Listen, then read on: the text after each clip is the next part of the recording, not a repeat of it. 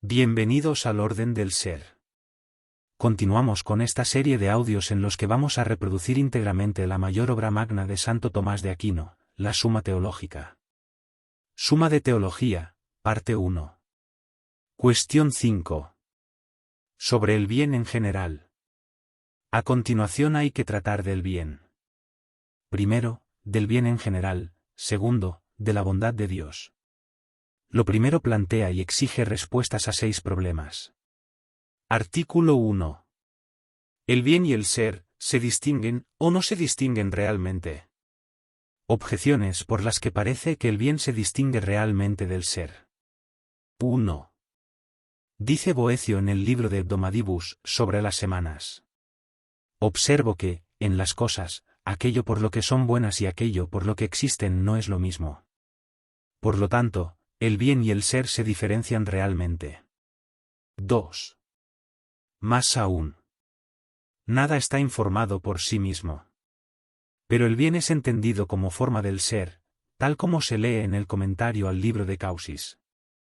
Por lo tanto, el bien se distingue realmente del ser. 3. Todavía más. El bien está sometido al más y al menos. No así el ser. Por lo tanto, el bien se distingue realmente del ser. En cambio está lo que dice Agustín en el libro de Doctrina Cristiana: en la medida que existimos somos buenos. Solución. Hay que decir: el bien y el ser realmente son lo mismo. Solo se diferencian con distinción de razón. Esto se demuestra de la siguiente manera. La razón de bien consiste en que algo sea apetecible. El filósofo dice en el primero de la Ética que el bien es lo que todos apetecen.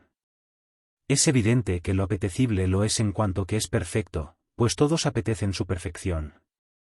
Como quiera que algo es perfecto en tanto en cuanto está en acto, es evidente que algo es bueno en cuanto es ser, pues ser es la actualidad de toda cosa, como se desprende de lo dicho anteriormente en cuestión 3 artículo 4 y cuestión 4 artículo 1 y 3. Así resulta evidente que el bien y el ser son realmente lo mismo, pero del bien se puede decir que es apetecible, cosa que no se dice del ser. Respuesta a las objeciones.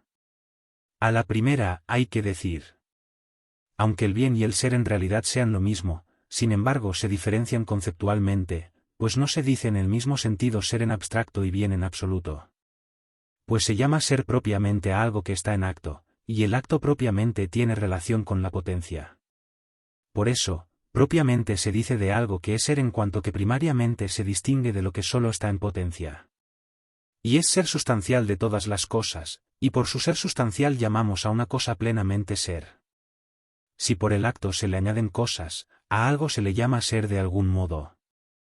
Ejemplo.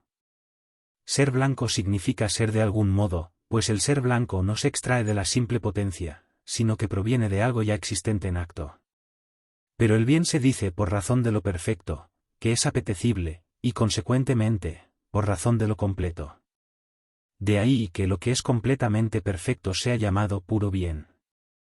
En cambio, lo que no tiene toda la perfección que debe tener, aun cuando por estar en acto tenga alguna perfección, no es llamado completamente perfecto o puro bien, sino de algún modo. Luego si por el primer ser, que es sustancial, se dice de algo ser en sentido absoluto y bueno de algún modo, es decir, en cuanto que es ser, así también, por el último acto, se dice de algo que es ser de algún modo y bueno en sentido absoluto. De ahí que, lo dicho por Boecio, en las cosas aquello por lo que son buenas y aquello por lo que existen no es lo mismo, haya que referirlo al ser bueno y al ser en absoluto, pues por el primer acto algo es ser absolutamente, y por el último es bueno absolutamente. Y, sin embargo, atendiendo al primer acto, es de algún modo bien, y atendiendo al último acto, es de algún modo ser. A la segunda hay que decir: el bien es informante cuando se toma el bien en absoluto, según el último acto. A la tercera hay que decir: del mismo modo hay que considerar el bien sometido al más y al menos, según lo que se le puede añadir, por ejemplo, la ciencia o la virtud. Artículo 2. ¿El bien es o no es conceptualmente anterior al ser? Objeciones por las que parece que conceptualmente, el bien es anterior al ser. 1. El orden de los nombres se establece según el orden significado por los nombres. Pero Dionisio, en el capítulo 3 de los nombres divinos, entre otros nombres de Dios pone antes el bien que el ser. Por lo tanto, conceptualmente el bien es anterior al ser. 2. Más aún. Conceptualmente es anterior lo que es aplicable a muchos. Pero el bien se aplica a más cosas que el ser, porque, como dice Dionisio en el capítulo 5, el bien es aplicable a lo existente y a lo no existente, el ser, en cambio, solo a lo existente. Por lo tanto, conceptualmente el bien es anterior al ser. 3. Todavía más. Conceptualmente es anterior lo que es universal. Pero parece que el bien es más universal que el ser, porque el bien es apetecible, y para algo nos resulta apetecible incluso el no ser, según aquello que de Judas dice Mt 26,24, para él habría sido un bien no haber nacido. Por lo tanto, conceptualmente el bien es anterior al ser. 4. Por último, no solo el ser es apetecible, sino también la vida y la sabiduría, y muchas cosas parecidas. Así parece que el ser es apetecible de un modo particular, y el bien de un modo universal. Por lo tanto, conceptualmente y de forma absoluta, el bien es anterior al ser. En cambio está lo que se dice en el libro de Causis, el ser es la primera de las cosas creadas. Solución. Hay que decir. Conceptualmente el ser es anterior al bien. Pues lo significado por el nombre es lo que el entendimiento capta de una cosa y lo expresa por la palabra, luego conceptualmente aquello es anterior porque primero entra en la concepción del entendimiento. Lo primero que entra en la concepción del entendimiento es el ser, porque algo es cognoscible en cuanto que está en acto, como se dice en el 9 de la metafísica. Por eso el ser es el objeto propio del entendimiento y así es lo primero inteligible, como el sonido es lo primero audible. Así, pues, conceptualmente el ser es anterior al bien. Respuesta a las objeciones. A la primera hay que decir. Dionisio determina los nombres divinos en cuanto los refiere a Dios según el criterio de la causa. Pues, como dice él mismo, damos nombres a Dios a partir de las criaturas, como a la causa a partir de los efectos. Al bien, y por razón de lo apetecible, se le aplica el criterio de la causa final, que es la primera de todas, pues ningún agente actúa si no es por el fin, y por el agente la materia se orienta a la forma. Por eso se dice que el fin es la causa de las causas. Así, causando, el bien es anterior al ser, como el fin lo es a la forma. Por este motivo, entre todos los nombres cuyo significado va referido a la causalidad divina, antes que el ser se pone el bien. Y también porque los platónicos, que no distinguían la materia de la privación, decían que la materia no era ser, y así la participación del bien era más aplicable a muchos que la participación del ser. Pues la materia prima comparte el bien puesto que lo apetece. Y nada apetece lo que no es su semejante, y no comparte el ser puesto que la consideraban no ser. Por eso dice Dionisio que el bien es aplicable a lo no existente. A la segunda hay que decir. Está dada ya. Aunque puede decirse también, el bien es aplicable a lo existente y a lo no existente, no como predicado, sino como causalidad, si por lo existente entendemos no lo absolutamente inexistente, sino lo que está en potencia y no en acto, porque el bien tiene razón de fin en el que descansa no solo lo que está en acto, sino que es aquello a lo que se inclina lo que no está en acto, sino solo en potencia. Al ser, por su parte, no se le aplica más que el sentido de causa formal, inherente o ejemplar, y esta causalidad no es aplicable más que a lo que está en acto. A la tercera hay que decir. El no ser en cuanto tal no es apetecible, sino solo accidentalmente. Ejemplo. La desaparición de algún mal es apetecible porque el mal desaparece al no existir. Y la desaparición de un mal no es apetecible si no es en cuanto que por el mal se priva de algo. Así, pues, aquello que en cuanto tal es apetecible, es el ser. El no ser, en cambio, solo lo es accidentalmente. Y esto debido a que el hombre apetece un determinado ser del que no soporta verse privado. Así también y accidentalmente, se llama bien al no ser. A la cuarta hay que decir. La vida, la ciencia y similares son apetecibles en cuanto que están en acto, por tanto, en todos se apetece algún ser. Así, nada es apetecible sino el ser. Y, consecuentemente, nada es bueno sino el ser. Artículo 3. ¿Es, o no es bueno todo ser? Objeciones por las que parece que no todo ser es bueno. 1. El bien añade algo al ser, como quedó demostrado en el artículo 1. Lo que se añade al ser le quita universalidad, así la sustancia, la cantidad, la cualidad. Por lo tanto, el bien quita universalidad al ser. Así, pues, no todo ser es bueno. 2. Más aún. Ningún mal es bien. Dice Isaías 5:20. Hay de vosotros que llamáis mal al bien y bien al mal. Pero algún ser es llamado mal. Por lo tanto, no todo ser es bueno. 3. Todavía más. El bien tiene razón de apetecible. Pero la materia prima no tiene razón de apetecible, sino sólo de apetente. Luego la materia prima no tiene razón de bien. Así, pues, no todo ser es bueno. 4. Por último, el filósofo en el tercero de la metafísica dice que en las matemáticas no hay bien. Pero las matemáticas son en cierto modo seres. De no serlo, no serían ciencia. Por lo tanto, no todo ser es bueno. En cambio, todo ser que no es Dios es criatura de Dios.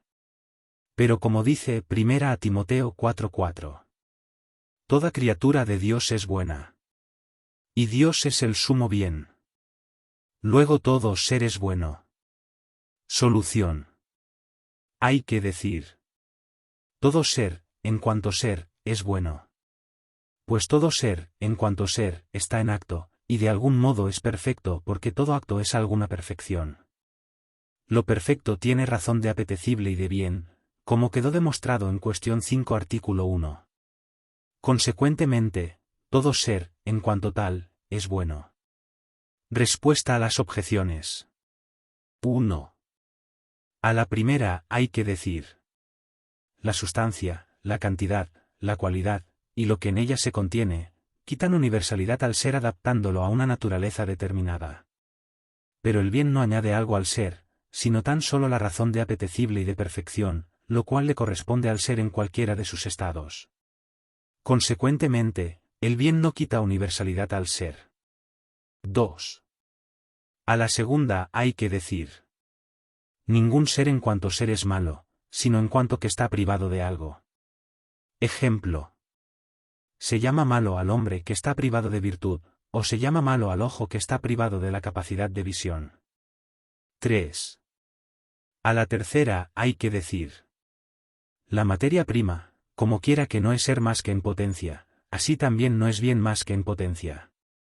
Aunque, según los platónicos, puede decirse que la materia prima es no ser porque le falta algo de lo que está privado de por sí, sin embargo, participa algo del bien, esto es, por su ordenación y aptitud para el bien. Por eso no es apetecible, sino que tiende a apetecer. 4. A la cuarta hay que decir. Las matemáticas no existen como realidades independientes, pues, de ser así, tendrían en ellas mismas algún fin que sería su mismo existir. Las matemáticas son independientes según el entendimiento, pues son abstraídas del movimiento y de la materia, de este modo también son abstraídas de la razón de fin, que tiene sentido de motor. No hay inconveniente, pues, para que en algún ser en el orden del entendimiento no esté el bien o la razón de bien. Ya se ha dicho en cuestión 5 artículo 2 que, conceptualmente, el ser es anterior al bien. Artículo 4. ¿Tiene, o no tiene el bien razón de causa final? Objeciones por las que parece que el bien no tiene razón de causa final, sino más bien de las otras. 1. Dice Dionisio en el capítulo 4 de Sobre los nombres divinos. Se canta al bien por bello. Pero lo bello tiene razón de causa formal. Por lo tanto, el bien tiene razón de causa formal. 2. Más aún. El bien tiende a expandirse, por lo que se deduce de Dionisio cuando dice, el bien es aquello en lo que todo es y subsiste.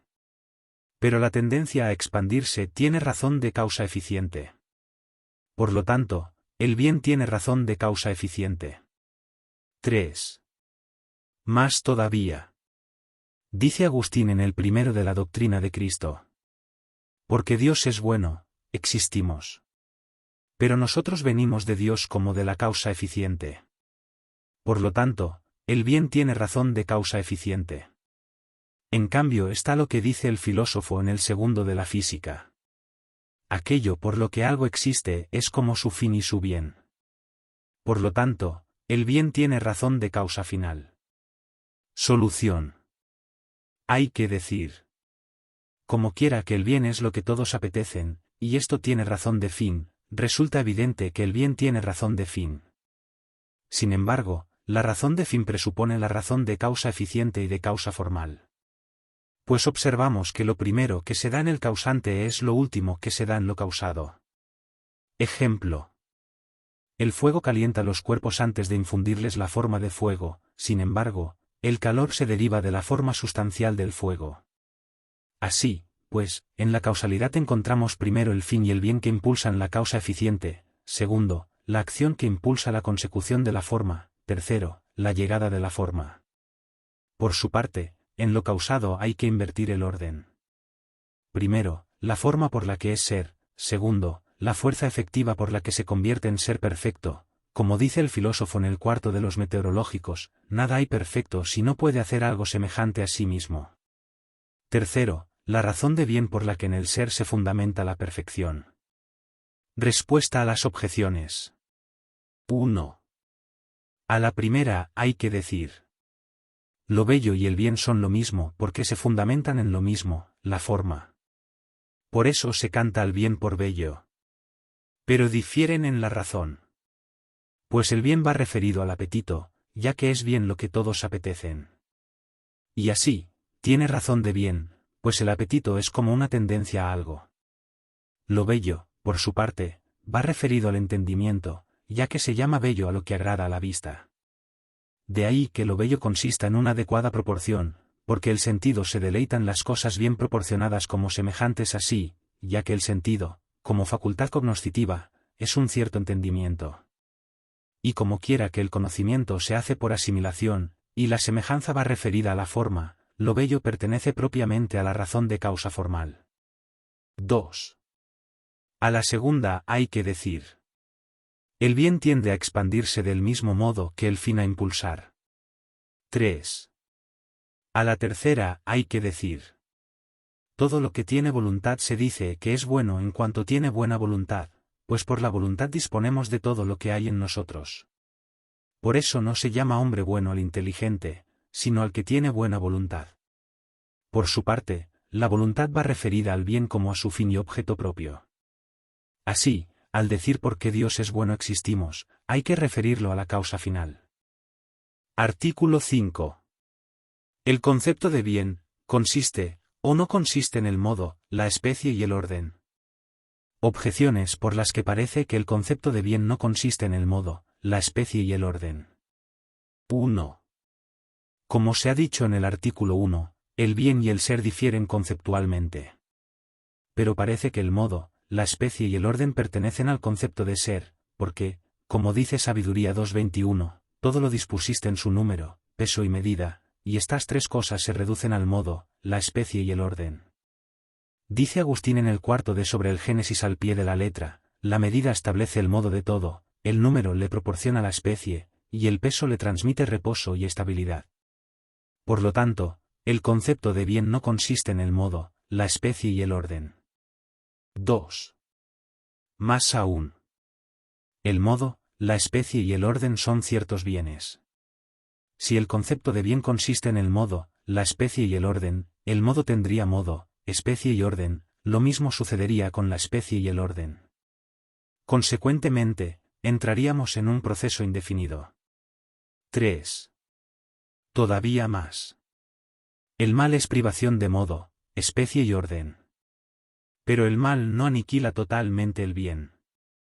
Por lo tanto, el concepto de bien no consiste en el modo, especie y orden. 4. Aún más. Aquello en que consiste el bien no puede ser llamado malo. Pero se dice mal modo, mala especie, mal orden. Por lo tanto, el concepto de bien no consiste en modo, especie y orden. 5. Por último, el modo, la especie y el orden son causados por el peso, el número y la medida, tal como nos consta por la autoridad de Agustín en lo dicho. No obstante, no todos los bienes tienen peso, medida y número, pues dice Ambrosio en Hexaemeron, la naturaleza de la luz ha sido creada sin número, sin peso, sin medida. Por lo tanto, el concepto de bien no consiste en modo, especie y orden. En cambio está lo que dice Agustín en el libro de Natura Boni, el modo, la especie y el orden, estos tres, se encuentran en las cosas hechas por Dios como bienes generales. Así, donde están los tres grandes, grandes son los bienes, donde pequeños, pequeños bienes. Donde ni grandes ni pequeños, ningún bien. Esto no sería así si en ellos no consistiera el concepto de bien. Por lo tanto, el concepto de bien consiste en modo, especie y orden. Solución. Hay que decir. Algo es bien en cuanto es perfecto, por esto es apetecible como se dijo en el artículo 1. Y se dice perfecto a aquello que en lo correspondiente a su perfección no le falta nada. Como quiera que todo es lo que es por su forma, hay cosas que presuponen la forma, y otras que se siguen de ella. Así, para que algo sea perfecto y bueno requiere tener, además de la forma, lo que ésta presupone y lo que de ella se sigue. La forma presupone la adaptación de los principios tanto materiales como eficientes. A esto le llamamos modo, por eso se dice que la medida establece el modo. Y la misma forma es llamada especie, porque por la forma algo queda constituido en especie. Por esto se dice que el número proporciona la especie. Porque las definiciones determinantes de la especie son como los números, según dice el filósofo en el 7 de la metafísica, porque, así como la suma o la resta de una unidad hace variar la especie del número, así también, si se añade o se quita una diferencia, varía la definición. De la forma se deriva la tendencia al fin, a la acción y a otras cosas, porque lo que está en acto obra y tiende a lo que le resulta beneficioso respecto a la forma. Esto es lo que corresponde al peso y al orden. De ahí que el concepto de bien, atendiendo a la perfección, consista también en el modo, la especie y el orden. Respuesta a las objeciones. A la primera hay que decir. El modo, la especie y el orden no acompañan al ser sino en cuanto que es perfecto. Por eso es bueno. A la segunda hay que decir. El modo, la especie y el orden son llamados buenos y seres de la misma manera. No porque sean como subsistentes, sino porque por ellos otros son seres y buenos. Por eso no es necesario que tengan otras cosas por las que son buenos. Pues no se les llama buenas porque formalmente sean buenas por otras cosas, sino porque otras cosas son formalmente buenas por ellas. Ejemplo, la blancura es llamada a ser no porque lo sea por algo, sino porque hay cosas que por ella adquieren su accidentalidad, el blanco. A la tercera hay que decir. Cada manera de ser tiene su forma, por eso, todo ser tiene su modo, especie y orden. Así, el hombre, en cuanto hombre, tiene modo, especie y orden. Igualmente lo tiene por cuanto es blanco, sabio, virtuoso o cualquier otra cosa. En cambio, el mal priva de algún ser, como la ceguera priva de la vista, pero no por eso aniquila del todo el modo, la especie y el orden, sino solo el modo, la especie y el orden que le corresponde al ser de la vista. A la cuarta hay que decir. Como escribe Agustín en el libro de Natura Boni. Todo modo, en cuanto modo, es bueno, lo mismo puede decirse de la especie y del orden, pero el mal modo, la mala especie y el mal orden, o se llaman así porque no alcanzan el grado que deberían tener, o porque se aplican a cosas a las que no se los puede aplicar. Y así se llaman malos porque son extraños o ajenos. A la quinta hay que decir. Que la naturaleza de la luz no tenga número, peso ni medida, no se dice en sentido absoluto, sino por comparación a lo corporal, porque la fuerza de la luz llega a todo lo corporal en cuanto es cualidad activa del primer cuerpo que puede alterar, esto es, del firmamento. Artículo 6. ¿Es, o no es adecuado dividir el bien en honesto, útil y deleitable? Objeciones por las que parece que no es adecuado dividir el bien en honesto, útil y deleitable. 1. Como dice el filósofo en el primero de la Ética, el bien se encuentra en los 10 predicamentos. Pero lo honesto, útil y deleitable puede ser encontrado en uno solo. Por lo tanto, no es adecuado dividir el bien en estos 2. Más aún, toda división se hace por opuestos. Pero estos 3 no parecen ser opuestos, pues lo honesto es deleitable y nada deshonesto es útil. Sin embargo, debería serlo, si la división se hiciera por opuestos para que se opusiera lo honesto a lo útil. Esto mismo dijo Tulio Cicerón en el libro de Officiis. Por lo tanto, tal división no es adecuada. 3. Todavía más. Donde hay uno porque hay otro, solo hay uno. Pero lo útil no es bueno a no ser porque también es deleitable y honesto. Por lo tanto, lo útil no debe dividirse por opuesto a lo deleitable y honesto. En cambio está el hecho que Ambrosio en el libro de Officiis Ministrorum utiliza esta división de bien. Solución. Hay que decir. Parece que esta división propiamente es la del bien humano.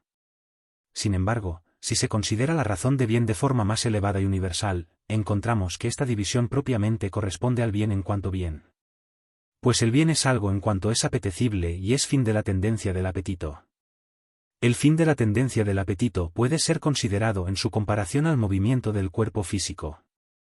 El movimiento del cuerpo físico termina definitivamente en lo último, y en su marcha a lo último, también termina de alguna manera en los puntos intermedios, y estos son llamados términos en cuanto que en ellos termina una parte del movimiento. El último término tiene que ser entendido bajo 2 aspectos. 1. Como aquello a lo que uno se dirige, como puede ser un lugar a una forma. 2. Otro, como reposo en aquello. Así, lo que es apetecido como medio para conseguir el fin último de la tendencia del apetito, se llama útil, y lo que es apetecido como fin último de la tendencia del apetito, se llama honesto, porque se llama honesto aquello que es apetecido por lo que es. Aquello en lo que termina la tendencia del apetito, es decir, la consecución de lo buscado, es el deleite. Respuesta a las objeciones. A la primera hay que decir. El bien en cuanto es uno con el ser se encuentra en los 10 predicamentos. Pero, atendiendo a su concepto propio, le corresponde esta división. A la segunda hay que decir. Esta división no se hace por realidades opuestas, sino por conceptos opuestos. Sin embargo, se llama deleitable a lo que no tiene más razón de ser apetecido que el placer, aunque a veces sea perjudicial y deshonesto. Se llama útil a lo que no tiene por qué ser apetecido, pero que conduce a otra cosa, por ejemplo una medicina amarga. Se llama honesto a lo que en sí mismo contiene el porqué del deseo. A la tercera hay que decir. El bien no se divide en estos 3 de forma unívoca, sino análoga con proporcionalidad. Pues primero se dice de lo honesto, segundo, de lo deleitable, tercero, de lo útil. Si te ha gustado, no olvides darle like, comentar, suscribirte, y compartir este podcast. Un fuerte abrazo y gracias por escuchar.